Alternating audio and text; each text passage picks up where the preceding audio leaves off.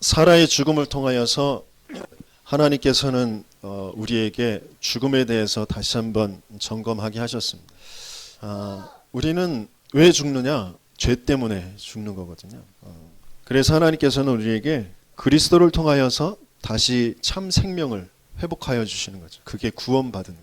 이 땅에서 삶은 한정되어져 있지만 그 뒤에는 영원한 그 삶이 기다리고 있어요. 생명으로 이 땅에서 거듭나지 못하면 영원한 멸망, 지옥, 형벌, 사망이 기다리고 있는 거예요. 이 땅에 사는 동안 어떻게 살든지 그리스도를 정말 알고 생명을 소유하게 되어지면 육신의 죽음 맞이할 때 영원한 생명으로 연결되어지게 되어지는 것이죠. 그래서 내가 이 땅에 사는 동안 무엇을 위하여서 살 것이냐, 그것을 이제 바르게 발견하게 되어지는 것이 죽음에 대한 것입니다. 내 삶은, 우리의 삶은 누구도 자랑할 것이 없어요. 건강하다고 젊다고 오래 사는 거 아닙니다. 생명은 하나님께서 그 죽는 날을 다 기약하시고 계셔요. 그래서 우리는 다 시한부 인생입니다. 그 시한부 인생 동안 내가 무엇을 남기고 가야 될 것이죠. 그것이 이제 사라의 죽음을 통하여서 우리가 살펴본 바입니다. 아브라함이 정말 훌륭한 점은 뭐냐면, 아브라함이 큰 은혜를 받은 것이 뭐냐면, 일단은 가장 먼저 하나님의 그 언약, 그 복음을 받게 되어졌다라는 것. 그게 가장 큰 축복입니다. 그러면서 그 복음을 가지고 복음의 그 언약을 물려줄 후대를 남겨놓았던 것. 그것이 가장 큰 응답.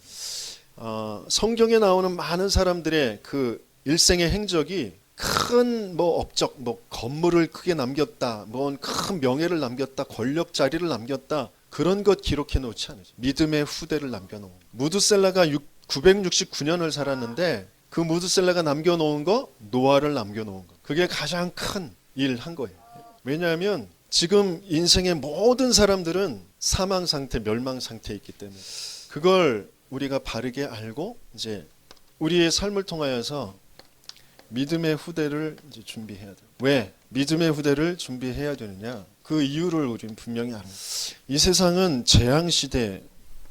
뉴스를 보면 끊임없는 재앙이 벌어져요. 부모가 자식을, 자식이 부모를, 형제를 죽이고 또 폭력하고 성폭행하고 이런 것들이 계속 벌어지고 있습니다. 정신의 문제를 당한 사람들이 갑자기 범죄를 저지릅니다. 곳곳에 지금 마약 환자들이 늘어나고 있어요. 초등학교까지 마약이, 가정에서 마약이, 특별한 사람들만이 하는 것이 아니고 번져 있단 말이에요. 그리고 계속해서 자살하는 사람들이 늘어나고 있어요. 똑똑하다고 자살하지 않는 게 아니에요. 똑똑하면 할수록 오히려 더 그런 일들이 벌어집니다. 대학 안에서, 연구실에서, 저 유명한 서울대, 카이스트, 하버드대에서 자살하는 사람들이 점점점 늘어나고 있어요. 왜 그러느냐? 영적으로 무지하기 때문에 그래요. 세상적으로 정보, 지식은 발전해 가 있는데 합리적이고 논리적으로 똑똑한데 영적으로는 무지하단 말이에요. 그래서 영적 질병 시대. 이게 보이지 않으면 이 땅에서 내가 무엇을 해야 될지, 후대들에게 뭘 남겨야 될지 모르는 것이죠. 이것을 알고 이것을 치료하고 이것을 여기에 생명을 불어넣도록 하나님께서 택하셔서 따로 구별된 사람들이 바로 교회거든요. 우리 성도들이 교회거든요. 그런데 우리 성도들이 이 현장에 들어가서 똑같이 당하고 있어요. 왜? 영적으로 무지하니까. 영적인 힘이 없으니까. 그래서 교회가 무능한 시대, 교회가 욕을 먹고 지탄을 받는 건 그건 괜찮아요. 그런데 지탄을 받을 수밖에 없는 상태가 되어져 있는 거예요. 교회 안에서 권력 가지고 어떤 그런 음란이라는 거, 재산이라는 거, 이런 것 가지고 욕을 먹을 수밖에 없는 그런 상태가 되어져 있는 게 교회가 힘을 잃어버렸어요. 또 우리와 같이 이렇게 연약한 교회들, 몇 성도의 숫자가 얼마 안 되는 교회들은 미자립 상태라는 거예요. 미자립 개인, 미자립 교회. 이걸 우리는 빨리 보고 여기에서 넘어설 수 있도록 새 틀을 갖춰야 돼요. 재앙시대라는 것에 대해서 말씀을 좀 하긴 하겠습니다. 마태복음 24장 말씀 한번 펼쳐볼까요? 재앙을 맞이해서 사람들은 갖가지의 이제 방법들을 내놓습니다. 그런 것들이 다 필요 없다 할 수 없죠. 그렇죠? 사회적으로 또 갖가지의 기관에서 복지적으로 또 심리적으로 여러 가지 경제적으로 교육적으로 많은 방법들을 내놓고 있습니다. 그런데 더 중요한 것이 있다는 거죠. 그것이 먼저 시급하고 우선시 되어져야 된다는 거죠.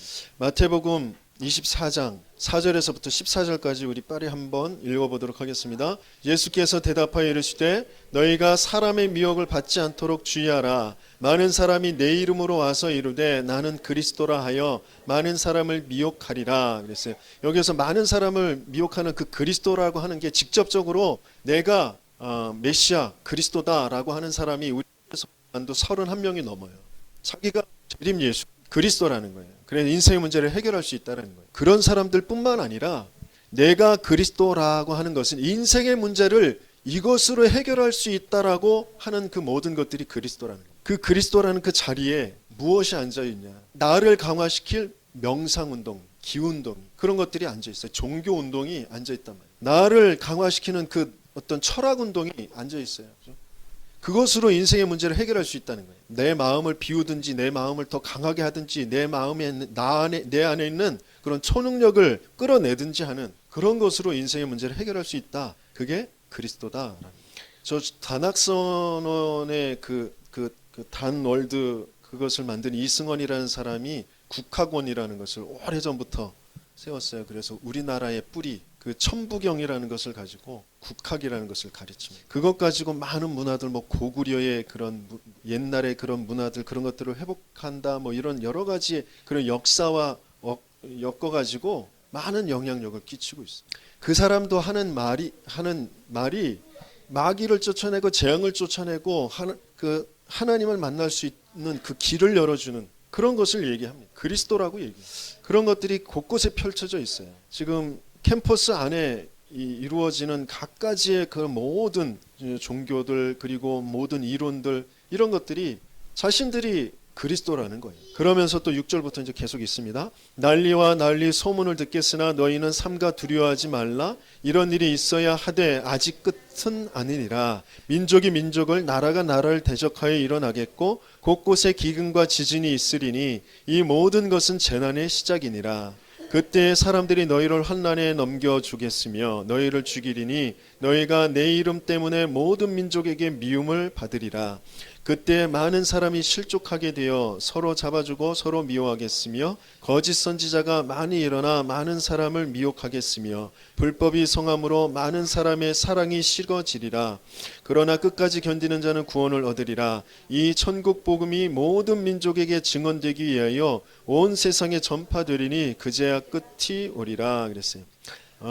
계속 범죄가 일어나면서 사람과 사람 사이를 자꾸 이간시키죠. 갈라놓습니다. 그래서 개인주의 쪽으로 계속 가게 만듭니다. 사람의 상처를 받고 사람 때문에 피해를 받아서 사람을 타치하지 못하도록 나의 주권, 나의 바운더리를 타치하지 못하도록 더 강화시켜줘요. 관계가 회복되지 않고 관계는 그런 사회적인 것. 내가 원할 때 네가 원할 때 관계 맺고 그다음 나머지는 터치하지 않는 깊은 것을 서로 나눌 수 없는 그런 관계들 계속 만들어 갑니다. 왜? 그만큼 많은 어려움들이 있으니까. 그런데 왜 그 어려움이 왔는지, 왜 그렇게 사람들이 무너졌는지 그 이유는 그 근본은 도무지 알 수도 없어요. 그래서 반복 내놓는 것이 다 그런 것일 수밖에 없는 거예요.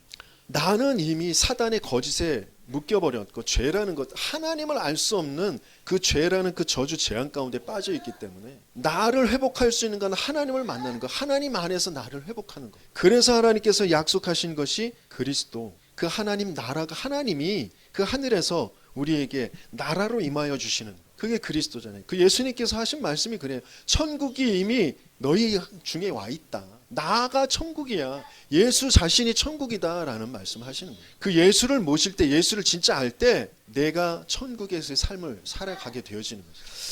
그 복음이 모든 사람들에게 증거되어진 후에야 그때야 이 재앙이 끝이 오리라. 그러면서 영적인 무지시대, 그래서 영적인 질병시대가 오게 되어지는데 디모데후서 말씀 찾아보도록 하겠습니다. 디모데후서 신약성경 345페이지 디모데후서 신약성경 345페이지입니다. 디모데후서 3장 1절에서부터 우리 7절까지만 읽어보도록 하겠습니다. 너는 이것을 알라. 말세에 고통하는 때가 이르러 사람들이 자기를 사랑하며 돈을 사랑하며 자랑하며 교만하며 비방하며 부모를 거역하며 감사하지 아니하며 거룩하지 아니하며 무정하며 원통함을 풀지 아니하며 모함하며 절제하지 못하며 사나우며 선한 것을 좋아하지 아니하며 배신하며 조급하며 자만하며 쾌락을 사랑하기를 하나님 사랑하는 것보다 더하며. 바울이 앞으로 와서 디모데후서 3장 말씀을 보면 말세에 고통하는 때가 온다고 그랬어요. 그렇죠? 사람들은 문명들이 더 발전하고 과학이 더 발전해서 편한 세상이 올 거라고 생각하고 인간들이 서로 화합만 하면 더 좋은 세상을 만들 거라고 그렇게 생각을 합니다. 그렇게 말합니다. 그러나 성경에서는 고통하는 때가 올 거라고. 그럴 수밖에 없는 것이 영적으로 무지한 상태, 영적으로 질병이 들어 있는 상태이기 때문에 그래요. 사람들은 자기를 사랑하며, 근데 그 자기가 속은 자기잖아요. 틀린 자기잖아요. 이미 모든 걸 빼앗겨 버린 죽어있는 자기잖아요. 근데 그걸 알지 못하니까 그런 자기를 자꾸 사랑한다는 거예요. 뭔가에 자꾸 끌려가는 자기를 사랑해서 그 끌려가는 걸 그냥 쾌락이라고 생각하고 자기 편안이라고 생각하고 그걸 자꾸 가져다 줄 돈, 그 돈을 사랑할 수밖에 없어요.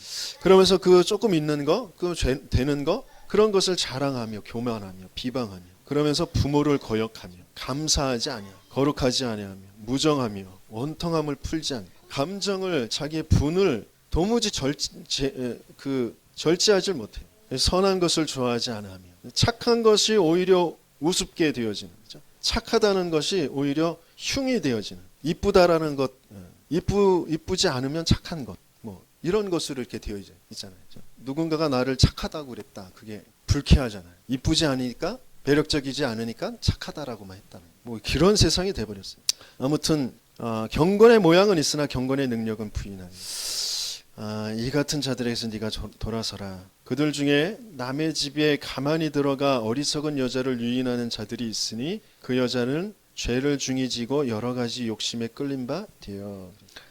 이게 이제 여자들을 성폭행하고 뭐 그 팔아넘기고 뭐 그런 얘기처럼 보일 수도 있는데, 이제 교회에 들어가, 남의 교회에 들어가서 교회에 있는 성도들을 빼앗아 가서 엉뚱한 길로 이제 가도록 하는 신천지 같은 이단들, 이런 것들이 하는 그런 행동이죠. 그런데 그 여자 자체가 거기서 유혹되어서 이렇게 끌려가는 그 자체가 그리스도의 그 복음으로 반석 위에 세워지지 않아. 자기도 모르게 그렇게 이제 끌려가게 되어지죠. 그러면서 또 항상 배우나 끝내 진리의 지식에 이를 수 없는, 어마어마하게 많은 것들을 지식적으로는 알고 뭐 성경도 알고 뭐 다 알아요. 다 배우고 문화강좌, 문화센터 그런 거 다니면서 굉장히 인문학적으로 철학적으로 뭐 성경적으로 많은 것을 아는 것 같아요. 그런데 끝내 진리의 지식에 이르는 그런 상태가 되죠. 그래서 영적인 것에 바른 것을 심어줄 수 있어야 되는데, 그럴 수 있는 가장 유일하고 완전한 그런 시스템을 하나님께서 주시니 교회가 자꾸 혼란을 겪게 되었습니다. 히브리서 말씀 찾아보도록 하겠습니다. 히브리서 말씀 10장입니다. 히브리서 10장 신약성경 363페이지, 364페이지에 있습니다. 히브리서 10장 19절에서 25절까지 우리 같이 읽겠습니다. 그러므로 형제들아, 우리가 예수의 피를 힘입어 성수에 들어갈 담력을 얻었나니 그 길은 우리를 위하여 휘장 가운데로 열어놓으신 새로운 살 길이요 휘장은 곧 그의 육체니라. 또 하나님의 집 다스리는 큰 제사장이 계심에 우리가 마음의 뿌림을 받아 악한 양심으로부터 벗어나고 몸은 맑은 물로 씻음을 받았으니 참 마음과 온전한 믿음으로 하나님께 나아가자. 또 약속하신 이는 미쁘시니 우리가 믿는 도리의 소망을 움직이지 말며 굳게 잡고 서로 돌아보아 사랑과 선행을 격려하며 모이기를 피하는 어떤 사람들의 습관과 같이 하지 말고 오직 권하여 그날이 가까움을 볼수록 더욱 그리하자. 그랬어요. 예수 그리스도의 그 보혈의 피가 우리의 마음의 뿌림을 받고, 그리고 악한 양심, 그랬어요. 악한 양심. 우리의 양심이 악한 양심이라고. 우리가 얼마나 선하면 얼마나 선하고 우리가 바르면 얼마나 바르고, 우리는 그 양심, 죄책감 이런 것 때문에 모이기를 패하게 돼요. 같이 모이기를 힘쓰지 못해요. 내 양심, 또 그러면서 또 상대방을 향한 어떤 정죄의식 뭐 이런 것 때문에 모이질 못한다. 어떤 전도자가, 어떤 목사님이 하신 말씀, 우리가 잘하면 얼마나 잘하고 우리가 못하면 또 얼마나 못하겠어요. 그것을 그리스도를 능가할 수 없다는. 그래서 우리는 오직 그리스도만 기준이 되면 돼요.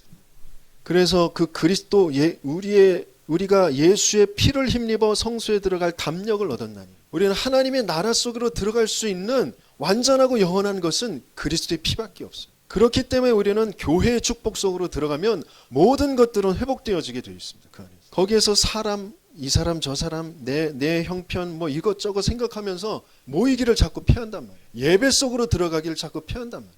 그러니까 자꾸 응답에서 멀어질 수밖에. 하나님은 내 어려운 거 아시고 세상 어려운 거 다 아십니다. 그러면서 하나님께서는 우리를 따로 부르셨어요. 교회의 축복 속으로 부르셨단 말이에요. 그래서 그것 가지고 우리는 세상을 살리게 되어지는.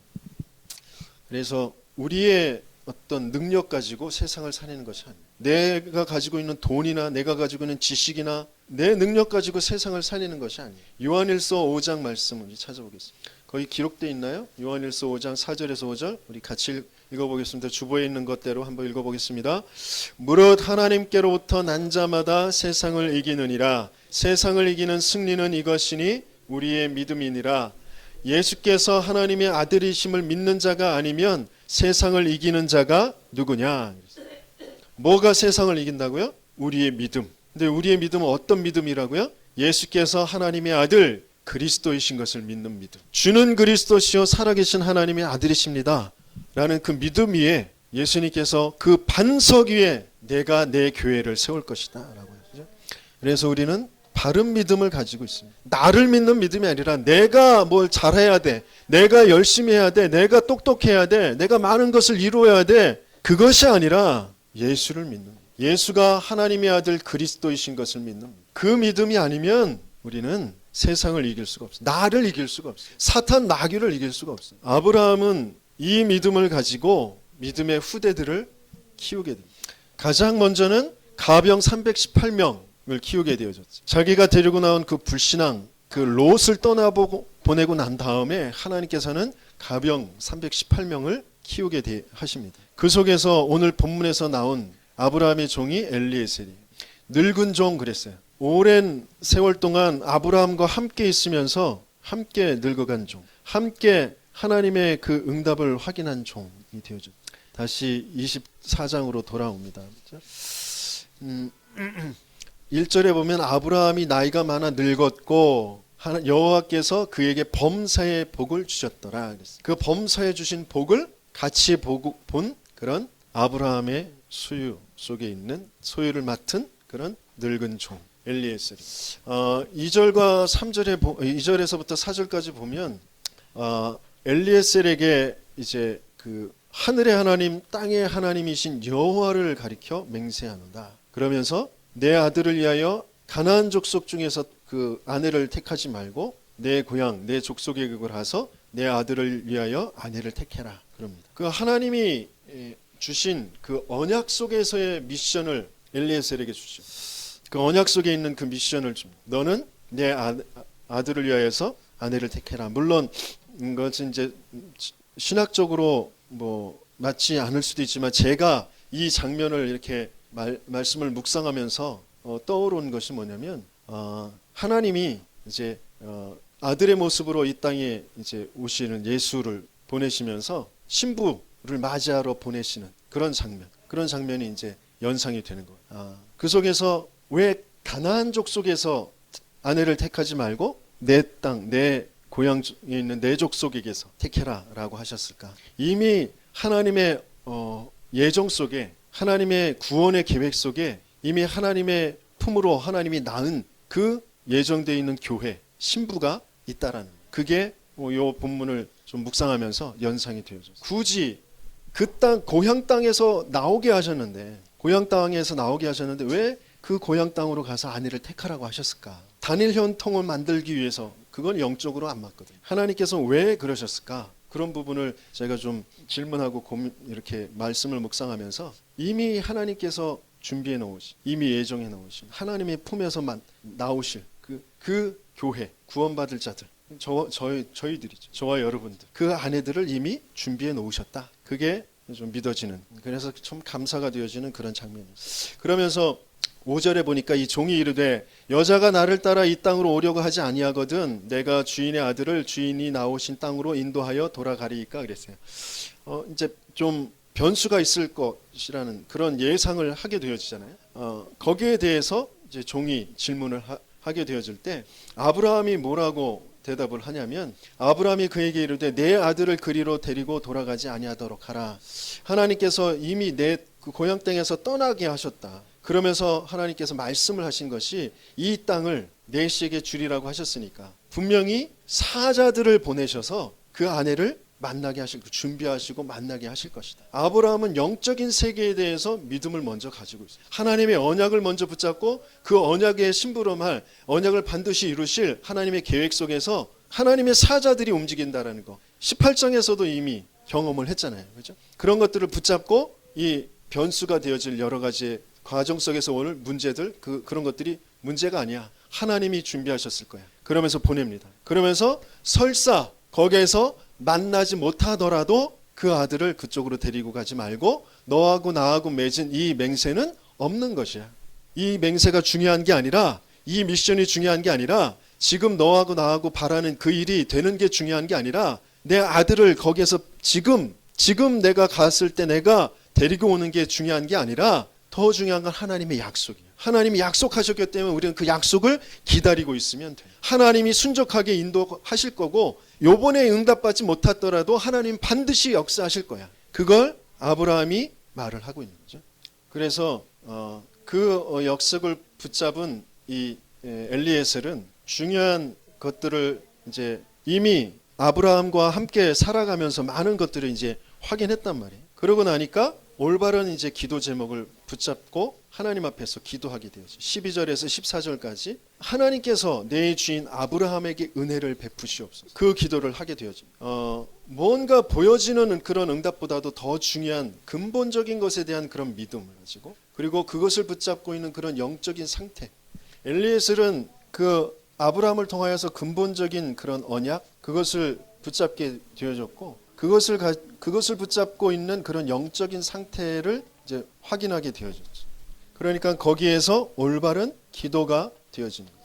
그 올바른 기도를 이제 하면서 하나님이 허락하시는 만큼 인도받게 돼요. 하나님이 내게 그리고 우리 주인에게 은혜를 베풀어 주옵소서. 하나님의 은혜가 아니면 아무것도 안 된다. 하나님의 은혜가 아니면 한 발자국도 우리는 응답받을 수 없다. 그것을 가지고 하나님의 은혜를 구하는. 그러면서 그 은혜를 구하고 나니까 15절 뭐라고 돼 있어요? 15절 첫머리에 말을 마치기도 전에 하나님께서 즉각적으로 여기 예비하신 응답을 보내신 것이 아니라 이런 영적인 상태, 근본적인 상태 속에서 올바른 기도를 하고 있는 그 모든 것이 이미 하나님이 예비되어 놓으신 응답의 그 길에 그 응답의 시간표 속에 있는 것이 되어진다는 거예요.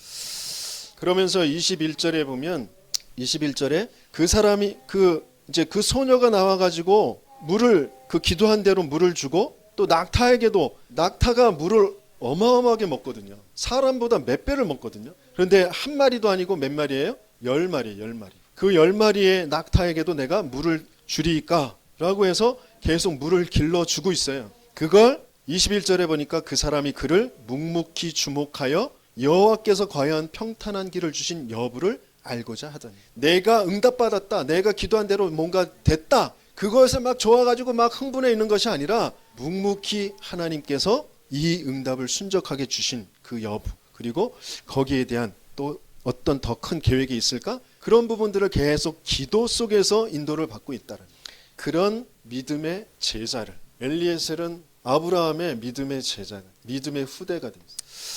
그러면서 나중에 보면 이제 쭉 그래서 리브가 이제 라반을 이제 만나게 해서 라반의 집에 이제 들어가서 음식을 차려 놓는데 그 음식을 이제 순적하게 다 되어서 이제 라반의 집까지 들어가서 음식을 차려 주면 그동안 고단했을 거 아니에요. 힘들었을 거 아니에요. 그러면 음식을 먼저 먹고 즐길 수도 있는데 음식을 먹지 않고 뭐라고 했냐면 33절에 보면 그 앞에 음식을 베푸니 그 사람이 이르되 내가 내일을 진술하기 전에는 먹지 아니하겠나이다. 그래. 그러니까 자기에게 지금 자기가 왜 왔으며 아브라함이 왜 보냈으며 아브라함이 어떤 말을 했고 그래서 어떻게 내가 기도했고 거기에 하나님께서 어떤 응답들을 주셔서 어떻게 여기까지 인도를 받게 됐다. 그래서 내게 아브라함이 보낸 또 그 하나님이 보낸 그 이유와 목적이 뭔지 그것을 이루기 전까지는 내가 먹지 않겠다. 우선순위가 정확하게 돼요. 더 중요한 것을 바르게 알고 그것을 끝낸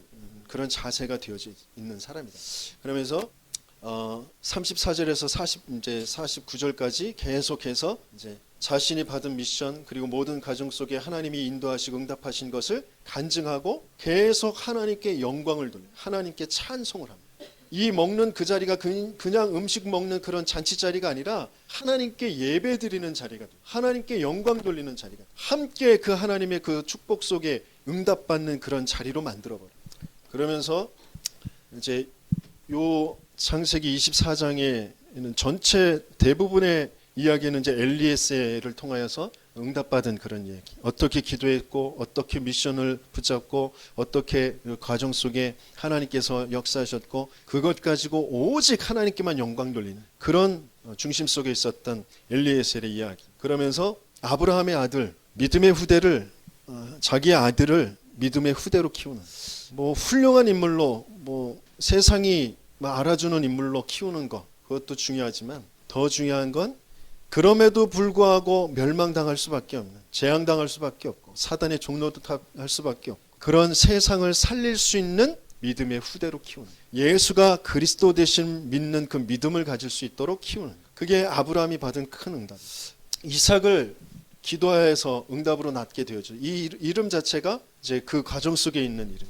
웃음이라는 그런 웃게 하셨다라는 그 단어로 이름을 만들어. 그러면서 창세기 22장에 모리아 산을 통하여서 여호와 일에 그것을 체험하게 되어졌죠. 자기가 제물로 바쳐줘야 되는데 순양이 준비되어져. 그 순양이 뭐냐? 여호와 일에라. 여호와 일에는 뭐라고요? 하나님의 산에 보이리라. 하나님의 산에서 보이실 것이 뭐예요? 예수 그리스도의 십자가에서 인생을 위해서 대신 죽어주시고 살아나셔서 부활하셔서 인생의 모든 문제, 사단의 문제, 저주, 재앙의 문제, 지옥의 문제를 끝내실 그 그리스도, 그리스도를 나타내 보이실 그것을 자기의 죽음 앞에서 체험하게 되어졌다. 그런 이삭이었다. 그러면서 오늘 그 14장의 본문에 보면 이삭이 62절에 이제 나타나요. 22장에 이삭이 죽을 뻔하다가 순양이 죽게 되어진 그 사건 이후에 처음으로 이삭이 이제 등장하게 되어지는 그 장면. 그게 신부를 맞이하게 되어지는 신부를 맞이하기 위해서 기도하고 있는 그런 장면. 그런 장면이 성경에 이제 기록되어져 있는.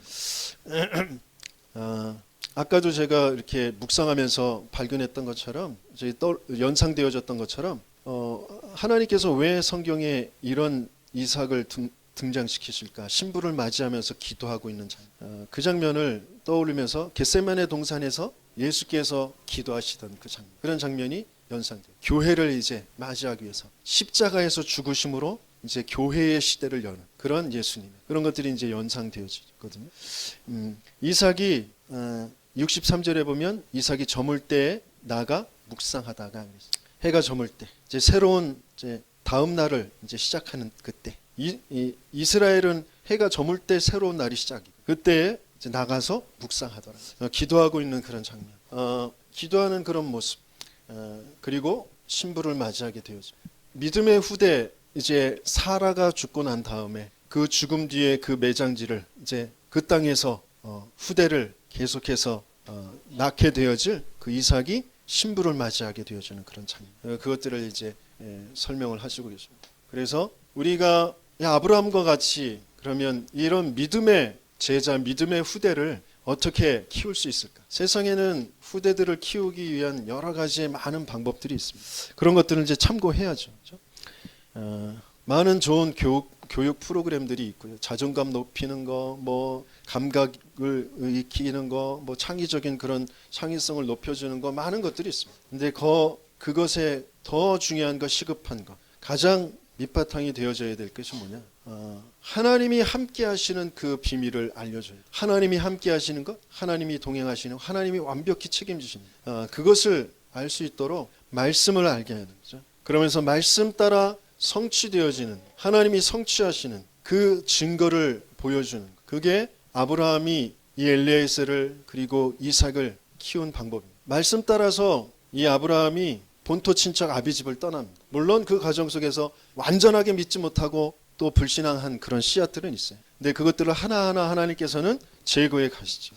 그때마다 아브라함이 한 것이 있습니다. 계속해서 아브라함은 기도의 응답을 받게 되어지는데 그 증거를 후대들에게 보입니다. 제자들에게 보입니다. 좀 연약하고 부족하기 때문에 때로는 어려움이 오기도 하고요. 실패가 찾아오기도 합니다. 우리는 완벽할 수 없으니까. 하지만 그 어려움과 실패를 통하여서도 참된 것이 무엇인지, 참된 응답이 무엇인지를 보여주는 것입니다. 이 엘리트들이 제일 안 되는 부분이 이거예요. 물론 이 과정도 그렇지만 좀 똑똑하고 훌륭한 그런 엘리트들이 이 부분이 안 돼요. 어려움이 당할 때, 내가 실패하게 되어졌을 때 그때 참지 못합니다. 완벽주의에서 나는 완벽해야 되는데, 난 잘나야 되는데, 나는 사람들한테 인정을 받아야 되는데 거기에서 조금 내려오게 되어진다. 그럼 거기에서 견디질 못합니다. 그래서 우울증도 공황증도 심지어는 자살하기까지 하는 그런 일들이 이제 벌어지게 되어집니다. 오히려 내가 나도 모르게 틀린 것을 붙잡고 있었구나. 하나님만이 완전하시고 하나님으로만 충분하고 하나님이 모든 것인데 내가 다른 것 붙잡고 있었구나. 그것을 발견하는 참된 응답을 찾는 기회가 되어지는 것이고, 그런데 이것을 견디지 못하죠. 그런 부분들을 우리 후대들에게 알려줘요.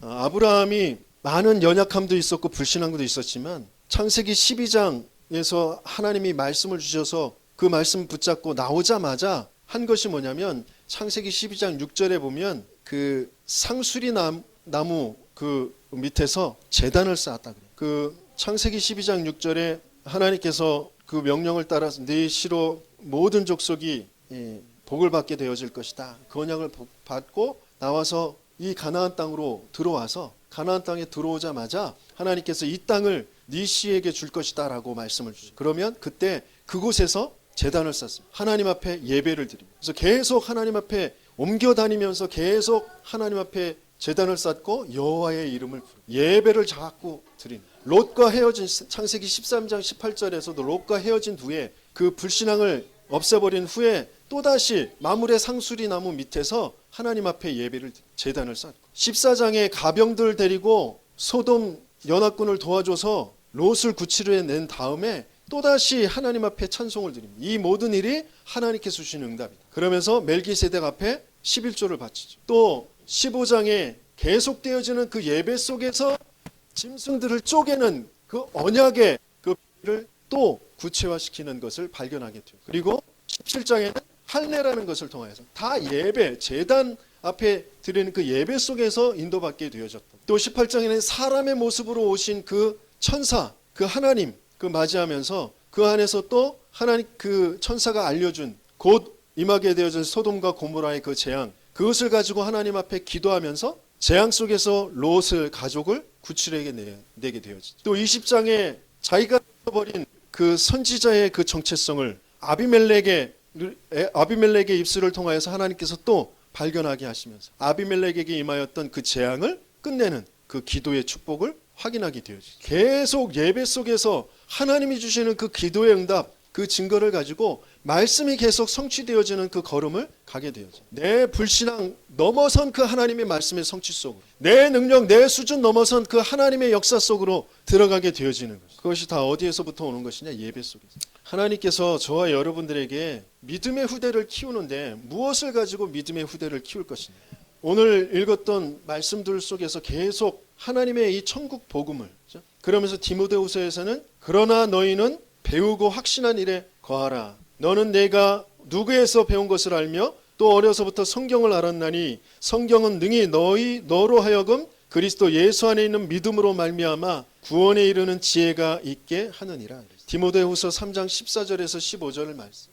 저와 여러분들이 정말 온전한 예배, 모이기를 피하는 자들의 그런 습관과 같이 하지 말고 모든 공예배 그 속에서 하나님의 말씀, 가장 중요한 예수 그리스도의 그 복음의 말씀을 기록한 이 성경을 중심으로 예수를 그리스도로 믿는 그 믿음을 자꾸 회복하시면서 내가 힘을 얻고 하나님의 역사 속으로 들어가지 못하면 내 힘을 능가한 내 수준을 능가한 하나님의 역사 속으로 들어가지 못하면 세상을 이길 수가 없어요. 나를 이길 수가 없어요. 나를 끊임없이 내 약한 것을 알고 나를 자꾸 공격하는 그 사단을 이길 수가 없어요. 내 가정이 어떻고, 내 부모가 어떻고, 내 남편, 내 아내, 내 형제, 내가 어떠한 형편이 있다. 그거 다 핑계라니까요. 내가 예배 속으로 들어가지 못하니까, 하나님을 바라보지 못하니까, 하나님의 역사 속으로 들어가지 못하니까 자꾸 그렇게 나 중심으로 나를 자꾸 핑계대는 거예요. 사단이 자꾸 그렇게 끌고 가는 거란 말이에요. 우리의 믿음은 예수 그분으로 충분한 거예요. 내 못난 거, 내 잘난 거 예수 그리스도를 능가하지 못해요. 세상이 아무리 똑똑하고 훌륭해도 사단을 능가할 수가 없어요. 그래서 세상이 자꾸 재앙 속으로 가는 겁니다. 그 세상을